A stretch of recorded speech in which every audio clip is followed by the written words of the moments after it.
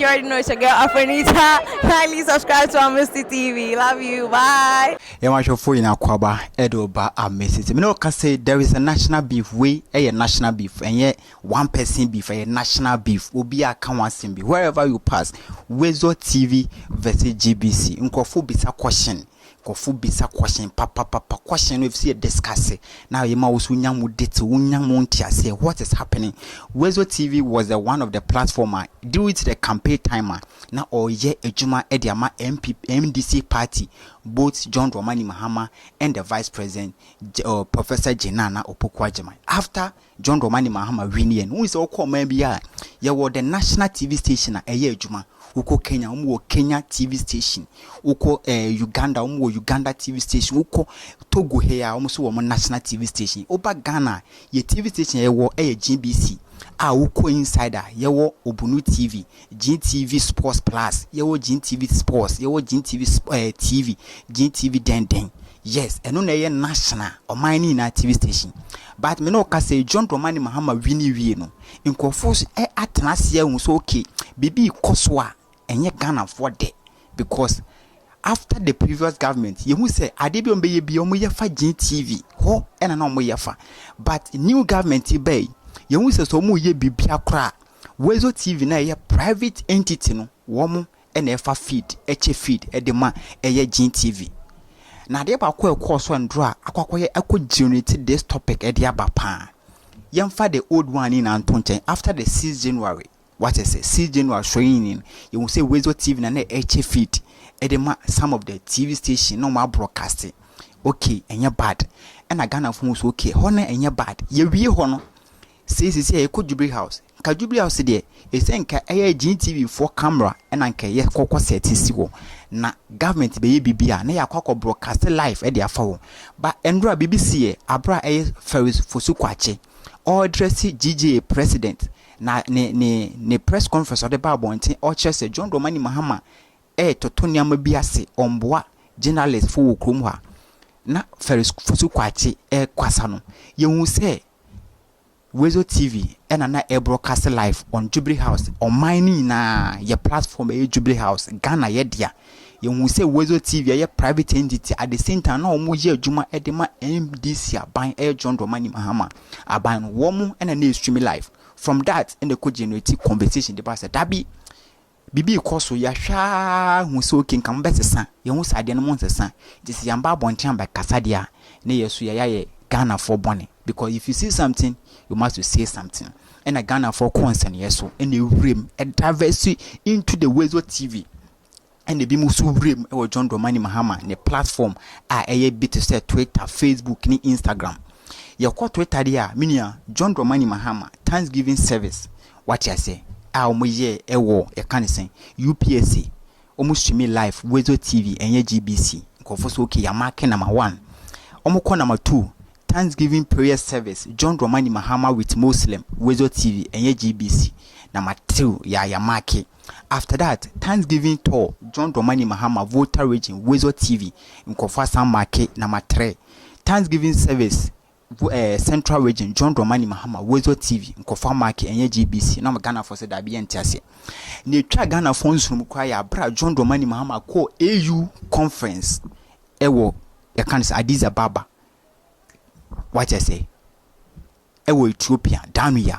Ya kwaswa. Instead of say na nkebe ka say ye streami wo GBC live e de ama Ghana for na wo mo say GBC de e kurase kura wo so TV wonya you can say GTV hwe ye huna ne say Worzor TV mbom e na streami live e wa Addis Ababa Kenya omko kan say Kenya no na Worzor TV 4 e na streami live e de ama Ghana na say ye nkofo adwuma ya makresa samon tiase den e kosoi nkofo yi because nyamu ye mu mama ade na akwakoye say sisi an ye da so ye campaign but sisi nipa no so oye president se nipa no ye president ye campaign sem enfemfem. That's the question that Ghanaians for ebisa Worzor TV and John Dramani Mahama ne communicate for no so okay nipa abra no ye campaign you know so okay in campaign aspects no your campaign it is the ways of 4A swim life and bad but after campaign swaying bibia koswe wi na se still na you say ways of 4 na project John Dramani Mahama abra Worzor no nkofo nim say Worzor no NDC for platform enye Ghana for platform. Ghana platform aye nim de GBC. Why you people are not streaming on GBC, streaming in the individual platform? Hona question wo. Ba so central Ghana for nsunu abra John Dramani Mahama ekopiem ewo Germany. Okopiem o Germany no you stream live ewo Worzor TV instead of saying you stream live ewo GBC.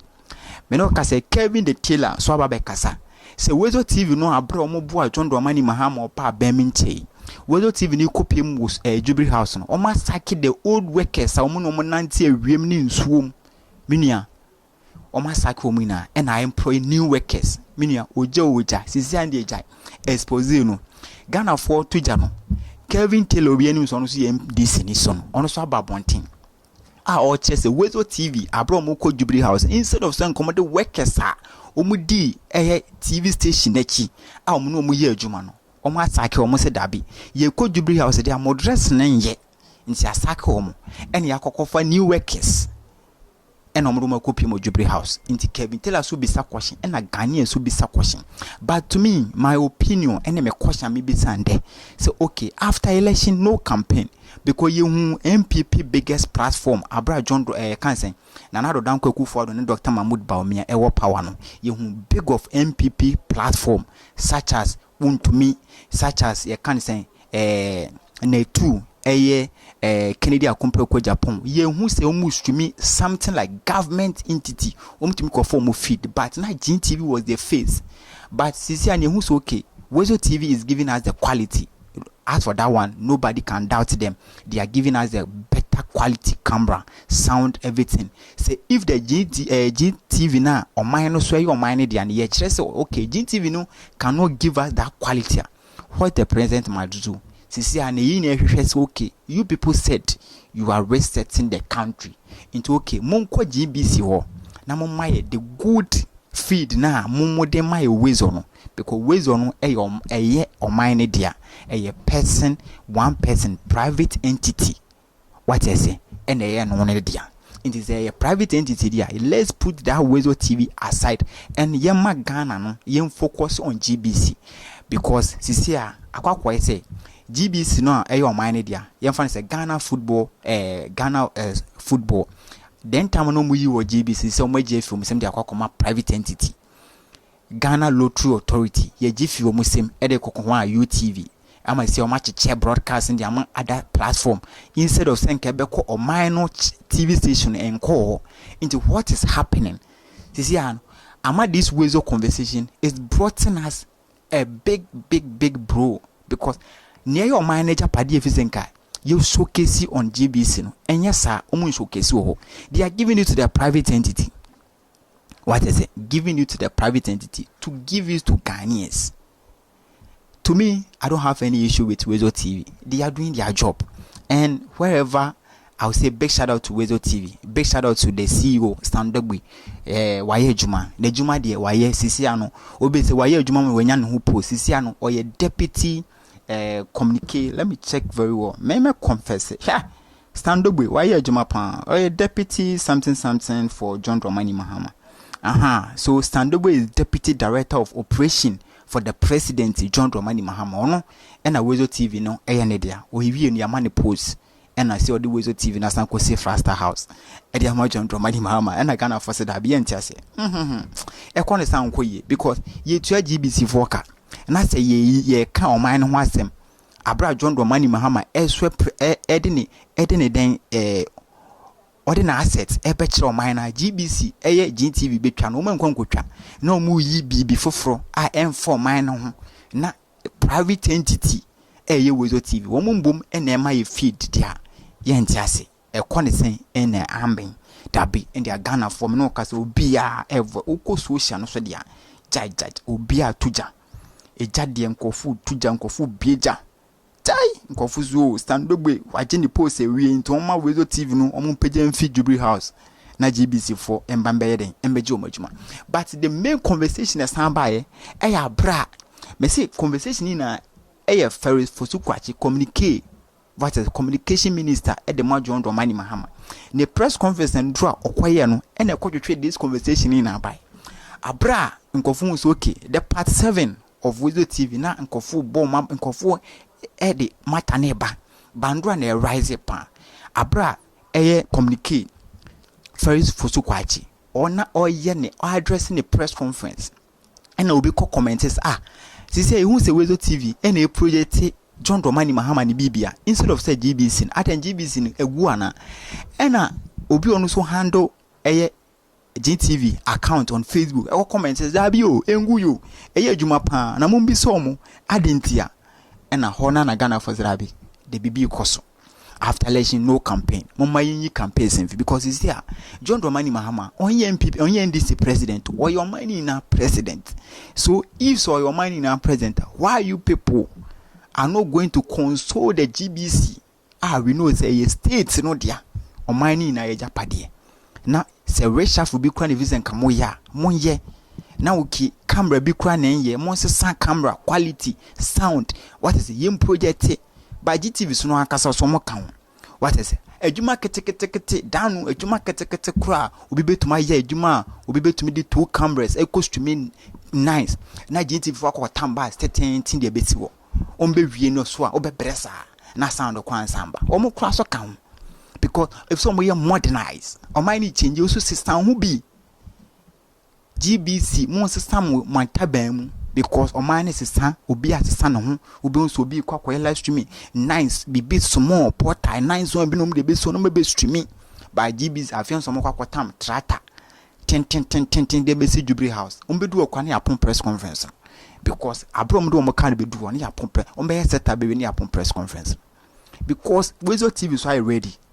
akoko fa small car bi abesi wo na omo car ne de ade ba ko emi twa ho pan ye sa omo satellite na esiso omo nya stop internet ni na ejame obe bresa onya internet mo mafe ni pasa aden internet ni na be jame sa mo kwa na mukura yi se satellite o se den na mo de abroke internet ni na GBC fo mata se mo nya mo homework yi o man na change mo so mo sam ho na mo make sure se masa sa ka atenten de mo se sa na mo pe kopa ka ketua bi monfa mo writer ni nsiso what I say na mon costume adwuma no John Dramani Mahama on point obi foforo say director of the GBC no ontumi adwuma na yensesa no yemfo bi front to what I say because Worzor TV no a NDC for platform and if the NDC platform there how can NDC platform share give us a feed no some of them so we are not must block internet no eno na ade ayam ya o mo feed no na must block internet na egu so na internet na jame omo de nko ana eko wo de nko ezu mo sesa bibia ya mpena mkwa hwe eno be gina mu okromo a mo block internet ne za no ada itimno ka say Stanley Dogbe what is on the CEO of the Worzor TV at the same time on director of operation at the John Dramani Mahama at the same time 2020 6 match abekoso ono ene de 6 match no into 20 nationals ono be make sure so beto to bibia na kopepepepe owi anu wasanche feed temno kazama bona chi se de anhwe ne ya media tag mpo de omo mfa mame enye hwe ye beka ade no kawie kwa yemfa ma wa ye bekogotwa enye hwe temno kase Stanley Dogbe kofo fire no se onka bibi onka sem se omo peja Worzor TV de fi Jubilee House ko Kevin Taylor so tuja se omo sake omo workers na omo ye adwuma won tuturo no mu eno makofa new workers na me say Kevin asema okay me ankasa me njindi because me kai and then 3 days 4 days ago you copy mo Jubilee House no I saw 2 of boys and omo campaign ho one guy na oye sound like ne mu odu kakra yes me was on count 24/7 even the camera guys are they are following the Worzor TV crew no the picture woman on your pictures and they are all there and I meaning baby Kevin Yan information say Worzor TV asking the workers on the Jubilee House on our profile because the old faces na and they were but na Ghana for canon sisi ane say sisi ano o mampeni no onye NDC mampeni o ya Ghana ni ya mampeni obi anim so okay say if the Worzor TV want to give feeder enya bad so mo feed but bit say a Ministry of Information na Ministry of Information press conference na Worzor TV logo mbom and that so instead of saying ye de Ghana ye logo no beto so no na ye di Worzor TV mom logo na atoso e na Ghana for ntiase e na Ghana for bisa question be to say Jubilee House wo ko Jubilee House instead of senka Ghana Jubilee House logo no e na e beda so no enti sa na ehu say Worzor TV logo no bom e da so e na live no da so na Ghana for se da bi ono na Ghana for wo questions e answer is e de ma eye Worzor TV for ne se da bi ni amo ye ne de e ba ne sa na e se mo silence GBC na ye government na ye dia no because se GBC na memetwa wo mo so mo ho no yetu o mo ka bosome a o mu didi free what I say o mo bo man ne ka because yetu ne ka no ma be ye adwuma na so be ba na yaka so Worzor fa ye wie nti mo konkoda mini GBC for no so e bo man ne ka yetu asika gu without no source enu na Ghana for sisi o mo kasa what is me say Ghana for no say Ghana for akwakwa yesisi o man na kwa say obehwe saa na one day na wa strike vim sana di wa kwa say attack Ghana for ache because me no kase from 6 March mechanism sorry from 6 January who say Worzor TV was handle the swearing in. After that no can say inauguration course so the new ministers so na every day we corner Worzor TV for the streaming live and on Ghana for steady saha from the after that no the African Union course so down ya Addis Ababa Ethiopia and also Ghana for steady saha after that no and Ghana for steady in UK DS course so and after that Ghana for steady was okay. After John Dramani Mahama we wako Muslim Thanksgiving, wako Christian Thanksgiving. After that, wako almost 5 region. Wako to Vota, wako Cape Coast, wako Takrade, wako T region. Aka what is wako 2-4. Only the emphasis is wako 0-2-4. Worzor TV ni unse no more streaming live. Instead of saying GBC, Worzor TV and the streaming da feed live. E di ama Ghana for. The Ghana for stadium unse dabi. Inama na ekoso no yamambe kasa. Umbetwa nkwan dia fa yechi because John Dramani Mahama wo do asset abekere so okay we japade owo ni a ye ma Worzor TV so umbedidi men stand dogbe wanya ne post ewie so o deputy or kind of deputy operation director edema the presidency ye ma ne bedidi men na youth ne mbre ti youth ne kasa omuti ho a omudi se omukasa eno ano no